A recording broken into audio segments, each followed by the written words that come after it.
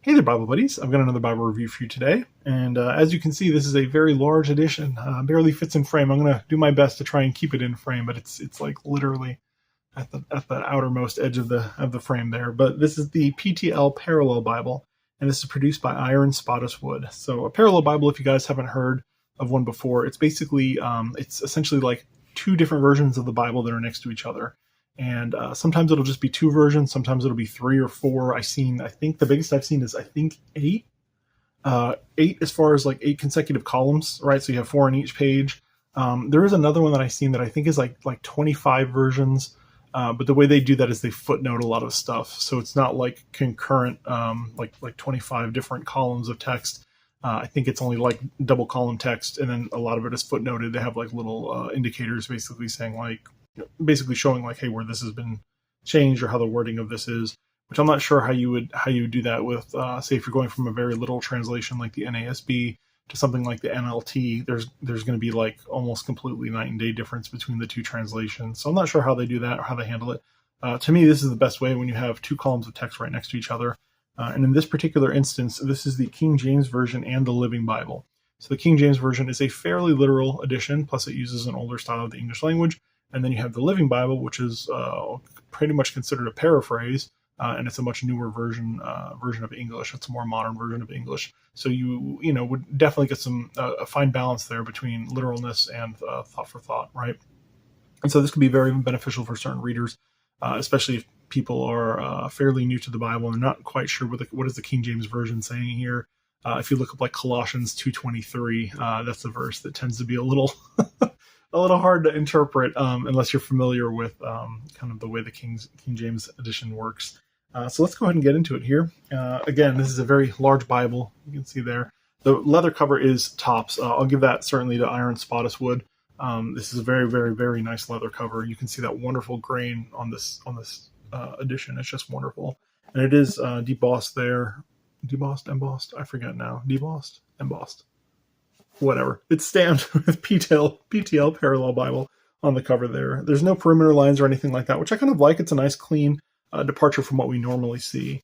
On the spine, again, it's big boy. It says Holy Bible, PTL Parallel Edition, and it says King James and the Living Bible, and then large print and concordance. And then you see there the PTL Club logo. And there are some spine hubs there, 1, 2, 3, 4, 5, 6 of them. And they're just ever so lightly kind of pressed. They don't pop up, and they're fairly minimal there. They're kind of pressed down into the leather. On the back, we do have the continuation of that awesome grain. It is such a nice grain. This is a very nice leather. Eyre and Spottiswoode really did a great job. As far as other features, exterior features go, we do have a yellow and red head and tail band. We do have the gold gills, a very nice luster there. So I would imagine it's probably real gold. This one's a little nicked up. Just as an aside, I'm gonna have two editions of this for sale on eBay. It's going to be this one that I'm showing you, and then I have one that's in much better condition. It's almost like a nice, like new condition.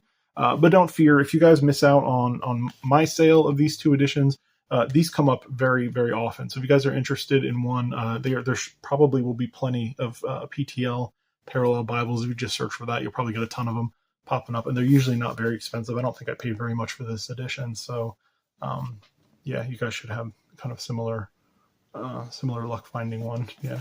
There is one single black ribbon. I should have pulled it out. Maybe if we get to it, I'll pull it out and I'll show you guys a little closer, but it's a single black ribbon. When we flip to it, you have that Florentine fillet that we saw last time, and if you look very closely, I don't know if you'll be able to tell, but it is that PTL Club logo that's being repeated there for that little golden perimeter line. The corner work is kind of masked, but you can see it's a paste down. Just a synthetic black material paste down. It feels very durable. And it does have a little bit of kind of faux texture to it. But it's nicely done, a very nice liner. On the back, we have more of the same. It is stamped with genuine leather, which obviously is not the liner, but the exterior cover is genuine leather. And then that kind of same Florentine fillet of the PTL logo in the corner work there. It's nicely done, very nice construction, certainly. And it's sewn, spice sewn, not glued. So let's go ahead and get into it there. Try and get this in frame. I think that's as best as I'm going to get. But we do have the just kind of the end sheet there, and as soon as you open it, it gets right to the presentation page. And the next page is the title page, the first title page there. On the reverse of that, we have some of the printer's information, the copyright information. I'll let you guys take a look at that. PTL Parallel Edition, copyright 1983, and the ISBN number down there. And we have our table of contents. Oh, it's so tight. We have our table of contents. And the alphabetical list of the table of contents. We have a preface.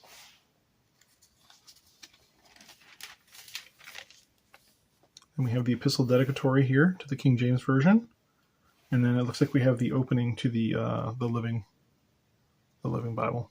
The Living Bible. I know I'm going to forget that again. The Living Bible, yes. To the Living Bible. Forgive me if I call it a different translation. It's the Living Bible translation. So we have the opening to that. The adapted. It says adapted from the preface to the first editions of Living Letters at the bottom there. Then you have a little section on where you can find it, and then where you can find help when you are. And again, we've seen this several times throughout the Bibles, throughout the different Bibles we've looked at. But if you're agitated, angry, bereaved, so different sections for you to look as far as to appeal to Scripture for emotional support and spiritual support, obviously. Then we have Genesis right here, first page. And it looks so interesting, right? So at first, it makes you think that it's a double column text. And I guess technically it is a double column text, but it's one column of each. So this is the King James Version. It's labeled there on the top. And then the Living Bible labeled at the top. And then it just starts chapter 1, and it goes right to it. Now you can see the distinction between the two. You have the King James Version here on the left, and it's just a verse by verse. It doesn't appear to have any pilgrim markers to indicate a new paragraph. So maybe you could kind of bounce it off the Living Bible on the right, because the Living Bible on the right is I guess, single column, I guess in this regard, paragraph layout. So we'll go ahead and we'll take a look and compare the two.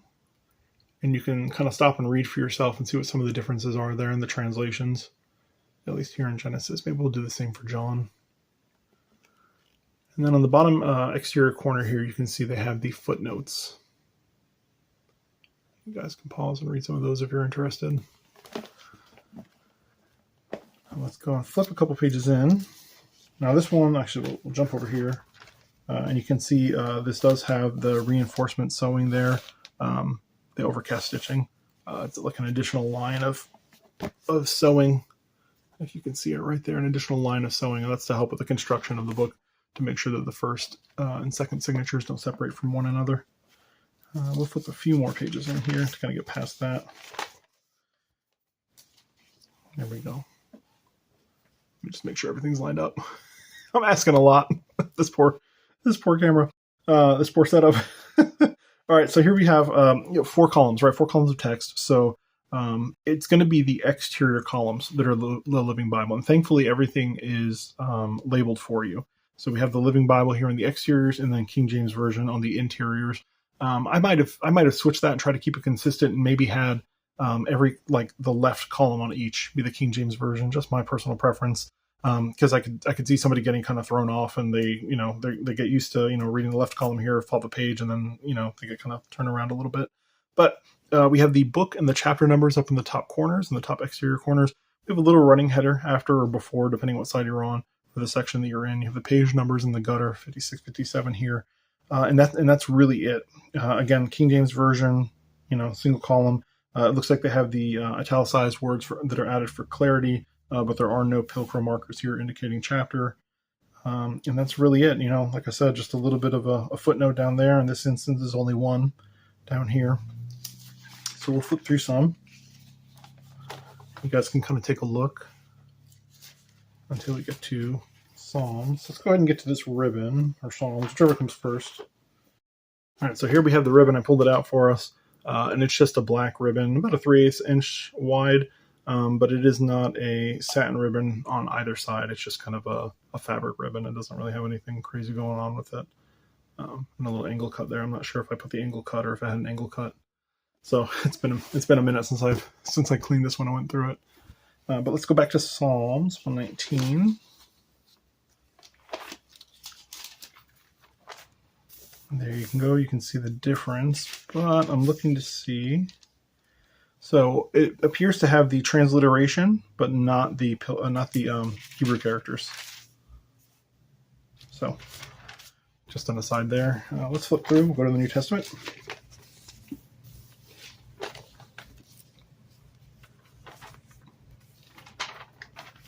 This is a very, very large edition. So if you guys are planning on getting one of these, it's probably not going to be a carry-around edition so much as maybe just a desktop edition.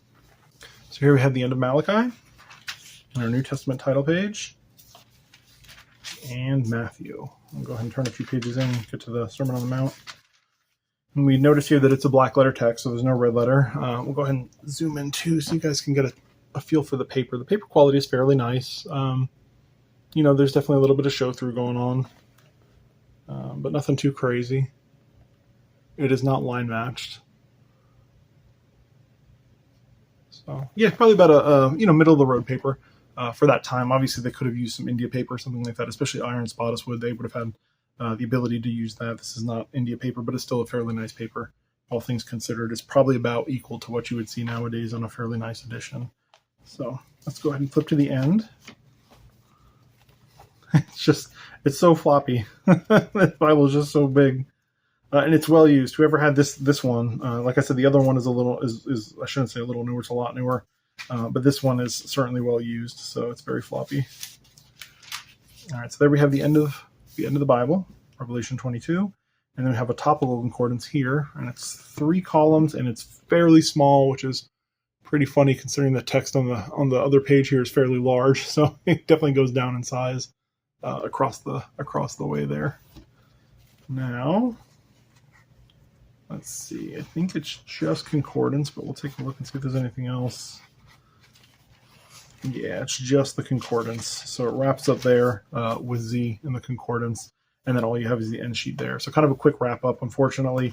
It would have been nice to see a couple other features, maybe some maps or something like that are always appreciated, but certainly I would imagine the ideal or the intended use for this would be understanding the text of Scripture better, especially for, say, transitioning. Maybe I shouldn't say transitioning, but maybe going from maybe you're very much used to the King James version, but you still have a little bit of hesitation about what certain sections mean. This might be a nice kind of desk edition again for you to just kind of pull out and see. Okay, well, how does the Living Bible translate? How does the Living Bible handle it? Just so you can see for comparison's sake. Let me go ahead and get you some measurements. And again, this thing is monstrously large, so I gotta move things all around to get it to go. Here we go. So almost too big for my ruler. It is 10 7/8 of an inch tall, so a humongous edition. Oh, and definitely a desktop edition. And then it is about 7 5/8 of an inch wide. It's as wide as most Bibles are tall. Goodness.